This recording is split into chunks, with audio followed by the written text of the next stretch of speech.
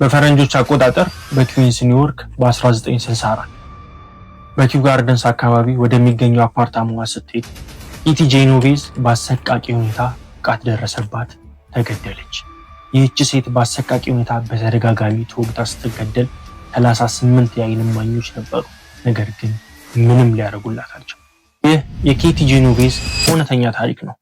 ኬተሪን ሱሲት ጄኖቬዝ፣ ብዙዎች በሚያውቋት ደግሞ ኪቲ ጄኖቬዝ የተወለደችው ጁላይ 7 1935 በብሩክሊን ኒውዮርክ ከራቼል እና ከቪንሴንት ጄኖቬዝ ተወለደች። ኪቲ በትምህርት ቤቷ ውስጥ የምትወደድና ታዋቂ ልጅ ነበር። ከሴቶች ትምህርት ቤትም በከፍተኛ ውጤት ነበር የተመረቀችው። ከተመረቀች በኋላም እናቷ በአካባቢው አንድ የግድያ ወንጀል ሲፈጸም በማየቷ ምክንያት አካባቢው ለነሱም አደጋ ሊሆን እንደሚችል በማሰብ ከዛ አካባቢ እንዲለቁና ወደ ሌላ ሰላማዊ ወደሆነ ቦታ እንዲገቡ ትወስናለች። ነገር ግን ኪቲ ተመርቃም ስለነበረ በዚያ ውሳኔያቸው ሳትስማማ ቀርታ ከአያቶቿ ጋር እዛው ትቆያለች። ትምህርቷን ጨርሳም እዛው ከአያቶቿ ጋር በመኖር ባለችበት ጊዜ አንድ አንቶኒ ከሚባል ሰው ጋር የፍቅር ግንኙነት ትጀምራለች። ከሰውየውም ጋር በጣም ጥሩ የሚባል ጊዜ እያሳለፉ ነበር። ይሁን እንጂ ብዙም ሳይቆይ አንቶኒ ወደ ውትድርና ይሄዳል።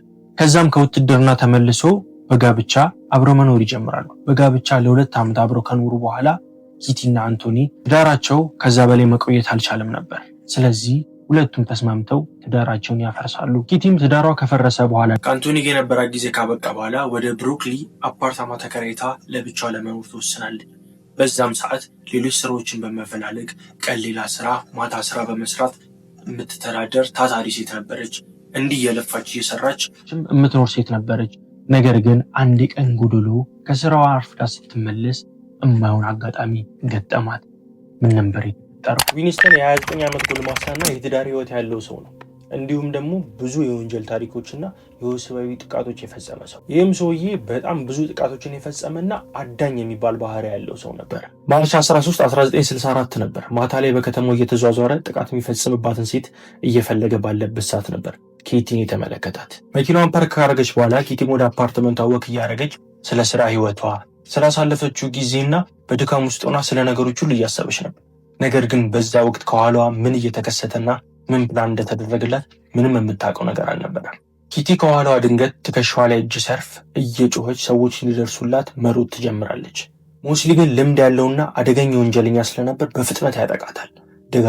ደጋግሞ ያጠቃታል። የኪቲንም ጩኸት የሰሙ አፓርትመንት ውስጥ ያሉ ሰዎች መብራት ያበሩና ወደታች መመልከት ይጀምራሉ። በዛ ወቅትም አንድ ሰው ከአፓርትመንቱ ላይ ሆኖ አታያትም ሲል ደጋግሞ መጮህ ይጀምራል። ሙስሊም ድምፁን እንደሰማ ይደነግጥና ትቷት ይሮጣል። ነገር ግን ፕላኑን አልጨረሰም ነበር። ኪቲም ልክ ፋታ እንዳገኘች በደረቷ እየተሳበች ወደ ጥግ ለመደበቅና ሰዎች እስከሚረዷት መጠባበቅ ትጀምራለች። ከ10 ደቂቃ በኋላ ግን የሚያድኗት ሰዎች ሳይሆን አደገኛው ሙስሊም ተመልሶ ይመጣል። ከዛም በኋላ በሚያሳቅቅ ሁኔታ፣ ለማየት በሚዘገንን ሁኔታ ወጋት ደጋግሞ። ከዛም በኋላ ምንም ነገር እንዳልተፈጠረ ረጋ ብሎ ከቦታው ቀስ እያለ እየተራመደ ይሄዳል። ነገሩ ሁሉ ካበቃ በኋላ ለኪቲም ከረፈደ በኋላ የአካባቢው ሰዎች ለፖሊስ በመደወል እየሮጡ ወጥተው ኪቲ የወደቀችበት ቦታ ላይ ይደርሳሉ። ነገር ግን በቦታው ኪቲ በህይወት የለችም። በሰዓቱ ሁሉም ተደናግጠው ባዩት ነገርም በጣም አይምሯቸው ይረበሽና ማመን እስከሚያቅታቸው ድረስ ይደነግጣሉ። ግን በሰዓቱ ረድተዋትና ደርሰውላት ቢሆን ኖሮ ምናልባት ታሪኩ ሌላ ይሆን ነበር። ወንጀሉ ሲፈጸም 38 የዓይን እማኞች ቢኖሩም ለኪቲ ግን አንዱም ቢሆን ምንም ጥቅም አልሰጣትም።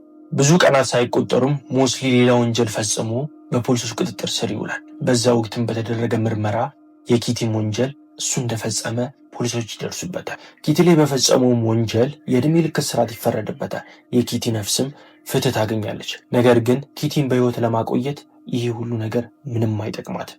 ለኪቲ ረፍዶ ነበር። የኪቲ ሞት ለብዙዎች ትምህርት ሆነ። ስነ ልቦና ባለሙያዎች እንዲሁም ታሪኩን የሰሙ ሰዎች ላይ ትልቅ ተጽዕኖ ፈጠረ።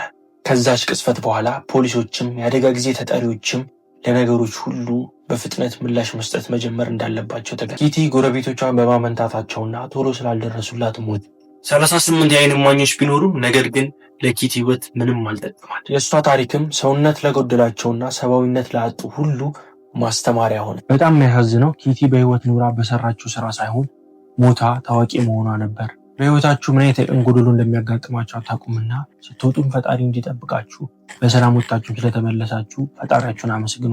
እንደዚህ አይነት እውነተኛ የወንጀል ታሪኮችና ሌሎች ታሪኮችን መስማት የምትፈልጉ ከሆነ ይህንን ቻናል ሰብስክራይብ አድርጉ።